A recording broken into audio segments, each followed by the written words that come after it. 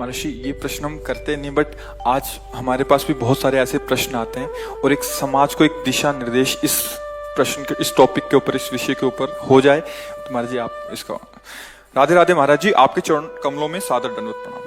महाराज जी पिछले 3 महीनों से आपके प्रवचनों को नियमित सुनने के बाद ऐसा लगने लगा कि मैं पशु से भी निम्नवत जीवन जी रहा हूँ। अब आपके प्रवचन सुनने पर जीवन बदलने की प्रेरणा मिलती है। महाराज जी मेरा शरीर पुरुष का होते हुए भी अलग अलग पुरुष शरीरों के साथ यौनाचार जैसे घृणित पाप कर्णों में रोज रोज लगा रहता था। अब आपके प्रवचनों से प्रेरित होकर कुछ समय से बड़ी मुश्किल से अपने आप को कंट्रोल करके रखा है, फिर भी मन बार बार वही सब करने को करता है। महाराज जी वैवाहिक जीवन भी तलाक तक की नौबत आ चुकी है। महाराज जी आप मेरी अंतिम शरणागति हो, कृपया मुझे इस पापाचरण से बचाने का सत्मार्ग प्रदान कीजिए। मैंने ऐसा निश्चय किया कि हर 2 महीने तक शरीर को पवित्र रखकर आपके दर्शन करने आया करूंगा, ताकि आपके दर्शन की प्रेरणा मुझे इस पाप कर्म से दूर रखे तथा इससे मुझे निवृत्त कर सके। पहले तो हम आपका धन्यवाद देते हैं कि अभी आप में इतना आत्मबल बचा है कि आप अपनी कमी को सभा में रख रहे हैं। आप बहुत अभी आत्मबल से युक्त है। नहीं, ऐसी बातें समाज में नहीं रखी जाती, हिम्मत नहीं होती ना ऐसा कहना, अपनी कमियों को प्रकाशित किया। तो इसका मतलब कहीं किसी कोने में अभी सत्य का अस्तित्व है। देखो ये तुम्हारी ही गलती नहीं है, ये संपूर्ण सृष्टि में काम अपना तांडव मचाए हुए। भाई हम चुप हैं, तुम चुप हो, लेकिन तुम मुखर हो गए तो सबकी दृष्टि तुम्हारे पे जाएगी। फिर लौट के अगर अपने हृदयों में देखा जाए तो कुछ ऐसा ही है सबका जीवन। ओपन हो गई तो फिर मुख में कालिक पोती, समाज का ऐसा स्वरूप। लेकिन जो कालिक पोत रहा वो भी अपने हृदय को देखे।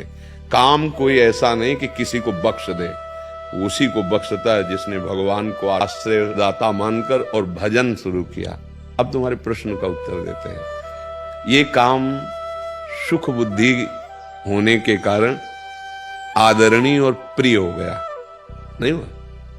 सुख मिलने के कारण। आप ईमानदारी से बताओ, क्या आज तक आपको तृप्ति हुई? सच्ची बताना।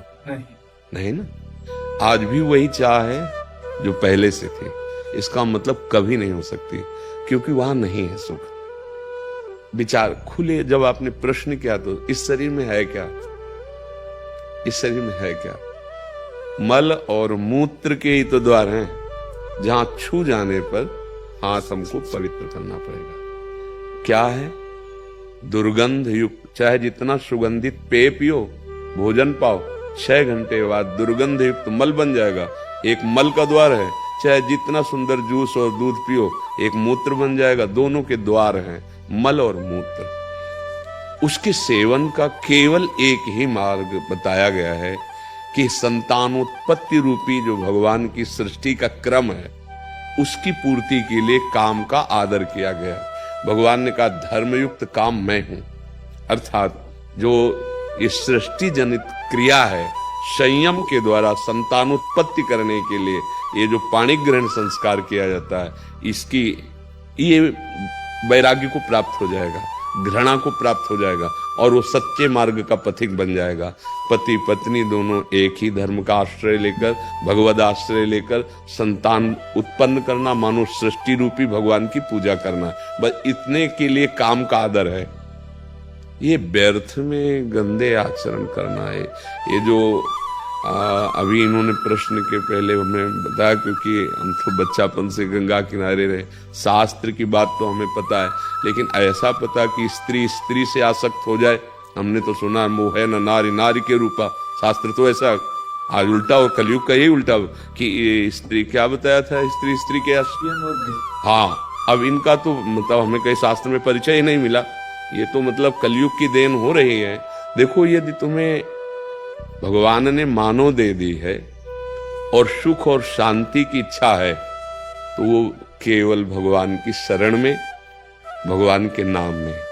नहीं तो जैसे मन समझाता है कि एक बार भोग लूं तो शांति मिल जाएगी, ऐसा मन कहता है कि जो इच्छा होती है एक बार तो यार देख लेते हैं। आपने अनेकों बार देखा है, अनेकों शरीरों को देखा, ईमानदारी से आप कह रहे हो, फिर भी आपकी वृत्ति वही है।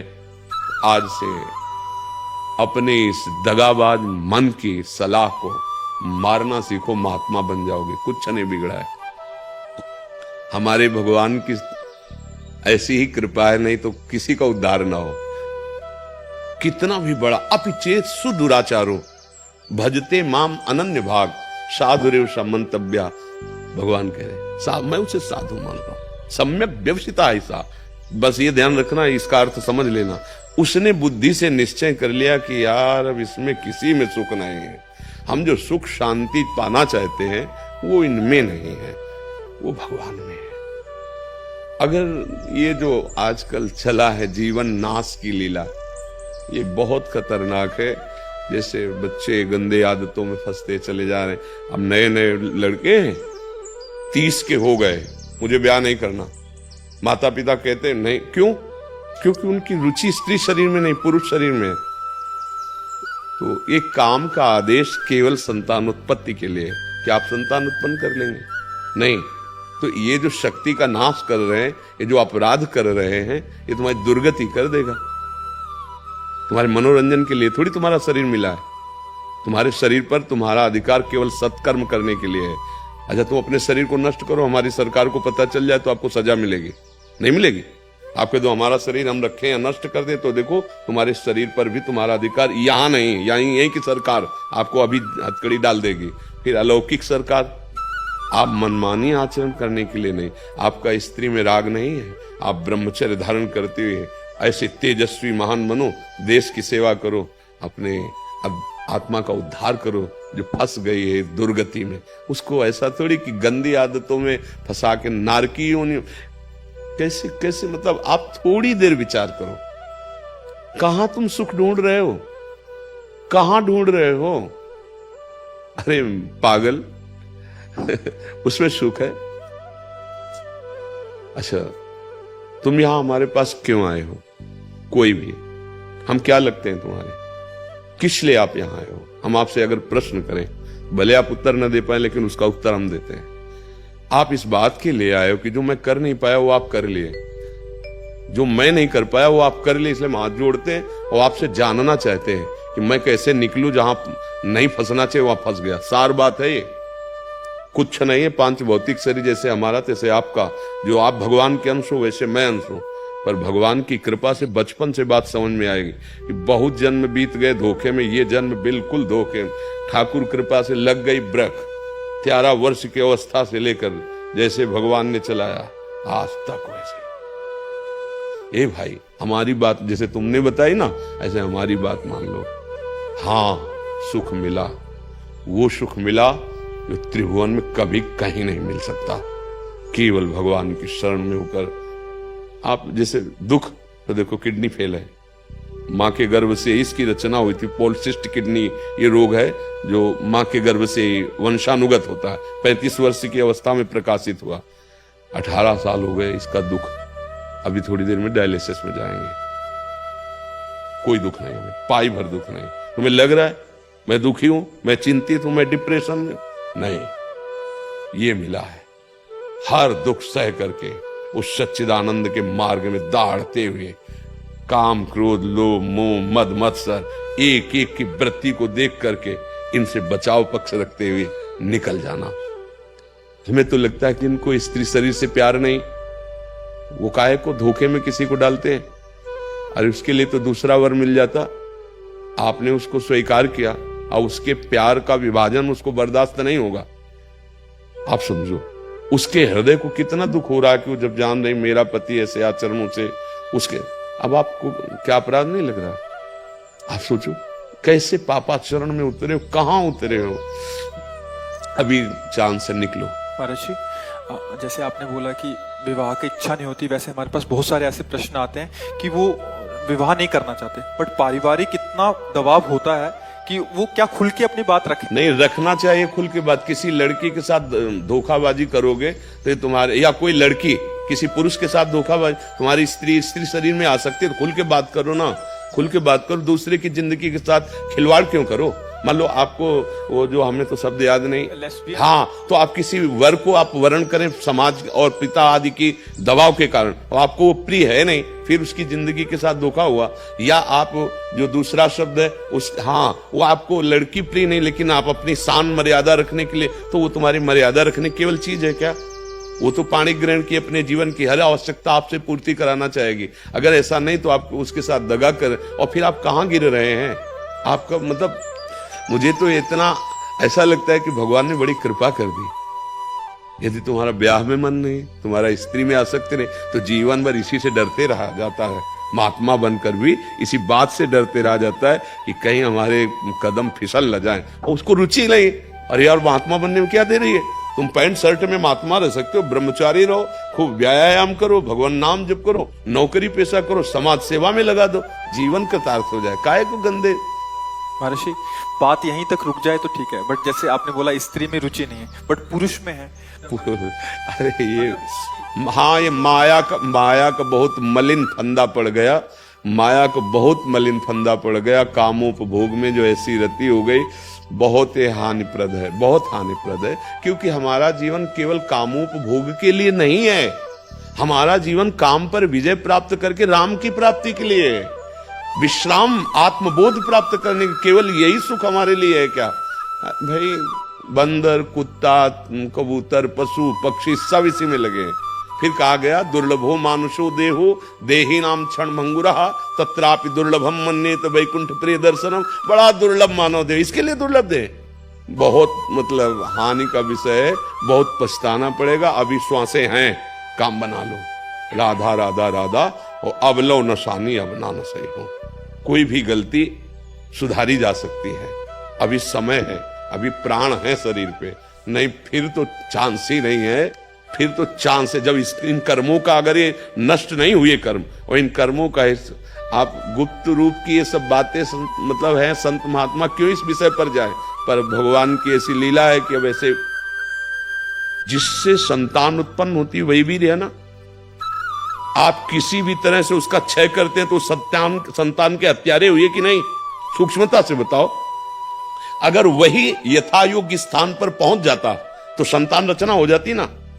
अब आप उसको कहां प्रयोग कर रहे हैं? वही संतान है ना, उसमें जीव है, वो व्यर्थ नहीं है।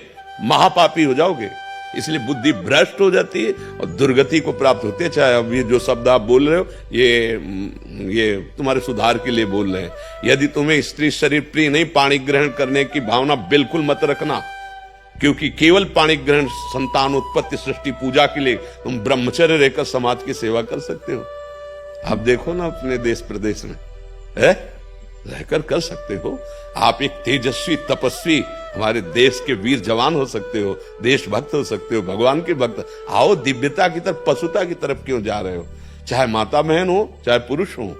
यदि आपको ऐसा नहीं तो आप अपने घर में रहकर ब्रह्मचर्य पूर्वक तपस्या आराधना करो। एक से एक देवियां महाभागवत हुई जिन्होंने भगवान को अधीन कर लिया है। ऐसे नार की बेमतलब चेष्टाएं, बेमतलब क्रियाएं, तो बेमतलब जीवन व्यर्थ चला जाएगा। भाई, इसमें कोई सार नहीं है।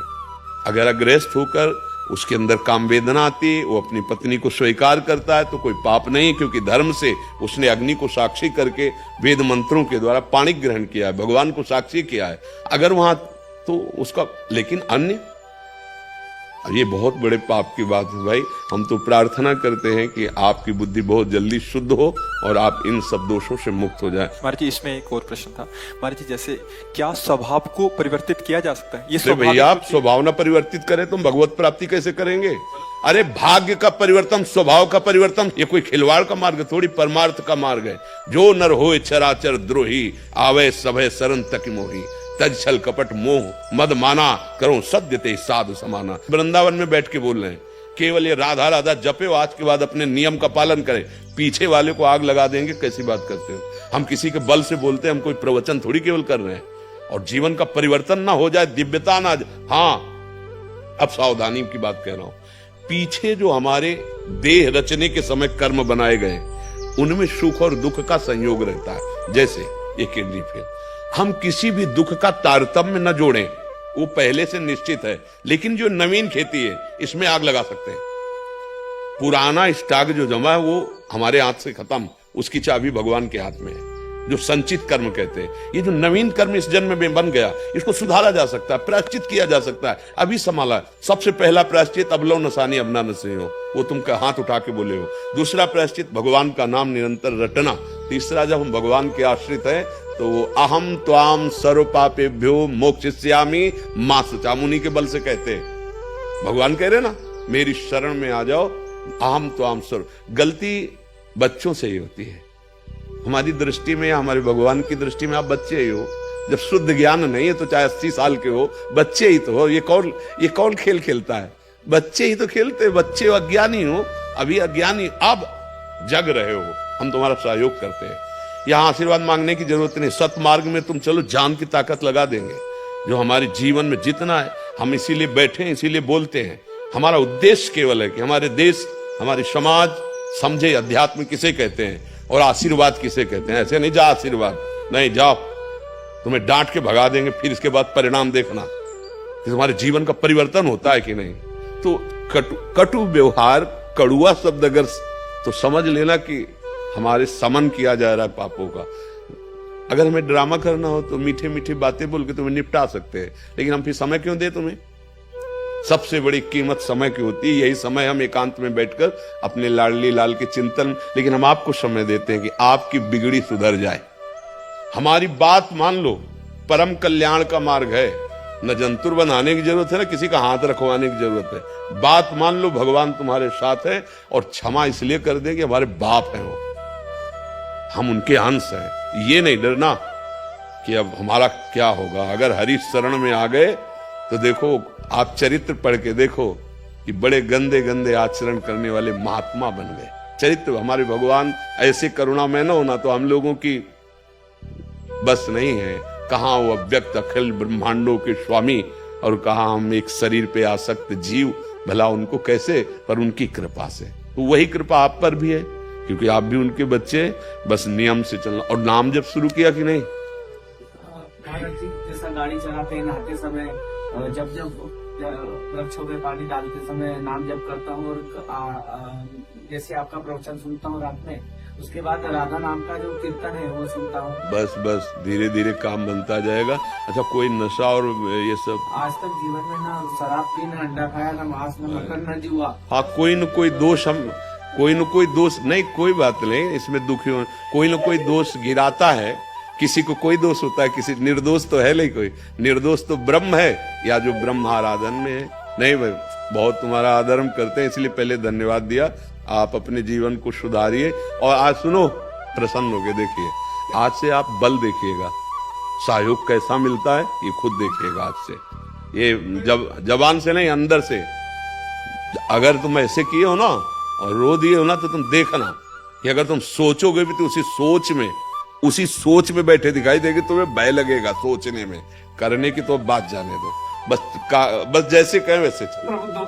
महाराज जी, 2 महीने में मैं आपके दर्शन करूंगा पवित्र रहकर, ताकि मैं नहीं, वो तुम्हारी रुचि की बात है। मेरे मन में ये भावना रहेगी कि मैं पवित्र रहूंगा तभी महाराज जी के दर्शन कर पाऊँ। नहीं, ना पवित्र अगर देखो, उसमें तो जाना नहीं।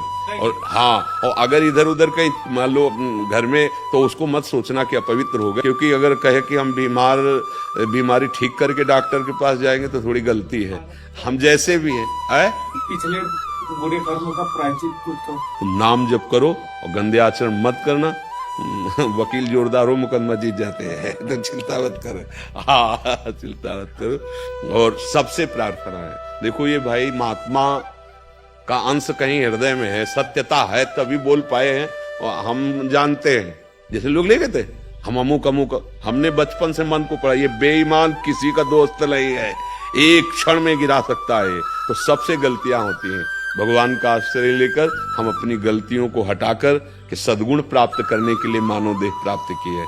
हम अच्छे आचरण करें, हम भगवान को प्राप्त हों, हमारा मन आनंदित हो जाए। अब हमारा जन्म सुअर कुत्ते की तरह ना हो। ये मनुष्य जन्म है यार, मनुष्य जन्म है, इसको ऐसे गंदी बातों में मत काटो। और जो नहीं समझना चाहेंगे वो भगवान की बात नहीं समझते, फिर हम तो उनके दास हैं, कैसे समझें? व्यर्थ में ब्रह्मचर्य नष्ट करना मृत्यु पाप, इसके सिवा और कुछ नहीं है। करके देख लो, बाद में जब तुम्हारे हृदय की स्थिति हो तब समझना।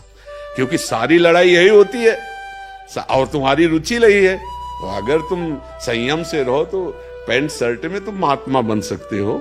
असंयम तो ठीक बात है नहीं। प्रार्थना में बहुत बड़ी सामर्थ्य है, प्रार्थना से सुधार हो जाएगा। पर अगर वो थोड़ा मानने वाले हैं, आपके प्यार का दबाव मानते हैं, तो और जल्दी सुधार हो जाएगा। यदि आपको झिड़कने वाले हैं, आपकी बात नहीं मानते, तो फिर प्रार्थना ही काम करेगी। और जी मैं सहन कर पाऊं उनकी इस आचरण को, ये मांगना ठीक है आगे इन्होंने? हाँ बिल्कुल, बड़ा कठिन है बड़ा कठिन। एक भगवत मार्ग का पथिक वो शराब पी के आ रहे हैं, अब कैसे? वो ठाकुर जी की सेवा करती, कंठी बांधे है, तिलक लगा है, अब कैसे? बड़ी विचित्र दशा होती ना। अब वो पति है, उसकी आज्ञा का पालन करना है। इसीलिए जब भगवान द्रवित होते हैं, कृपा करते हैं, तो हमें पूरा परिकर सहयोग वाला मिल जाता है। नहीं तो एक कड़ी परीक्षा है, वो आएगा तब ठाकुर जी को गाली देगा, तुम्हें दे सकता है गाली, और तुम्हें सेवा करनी है, और जैसे व्यवहार करेगा वैसा सहना पड़ेगा। भगवान से प्रार्थना करे, अपने धर्म से डिगे ना, तो निश्चित उसको भी भगवत प्राप्ति हो जाएगी, आपको भी हो जाएगी। अगर हम अपने पति को भगवान मानकर आराधना कर रहे हैं धर्म पूर्वक, और वो राक्षसी स्वभाव का है, तो या तो स्वभाव बदलेगा और या तो पधारेगा, तो उसका कल्याण हो जाएगा तुम्हारे बल से। ये भजन, ये साधना व्यर्थ नहीं जाती है, ये व्यर्थ नहीं, कभी व्यर्थ नहीं जाती है। तो आपका पाणी ग्रहण किए हैं, तो आपका मंगल स्वरूप पति के प्रति भाव रखो कि भगवान इसका मंगल करे, इनकी बुद्धि शुद्ध हो, और भगवत भाव से रखो, उनसे नफरत न करना।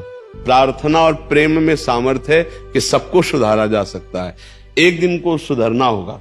यदि आप नाम जप करती हैं, धर्म से चलती हैं, पति प्रेम करती हैं कि मेरे प्राणनाथ प्रभु आप ही इसी रूप में हो, कोई भी लीला करो, हम सहेंगे और आपका साथ देंगे और प्रार्थना करेंगे, तो एक दिन उनको घृणा हो जाएगी अपने आचरणों पर, आपके प्रति प्यार आएगा कि इतना सब करने के बाद फिर भी ये इतना प्रेम करती।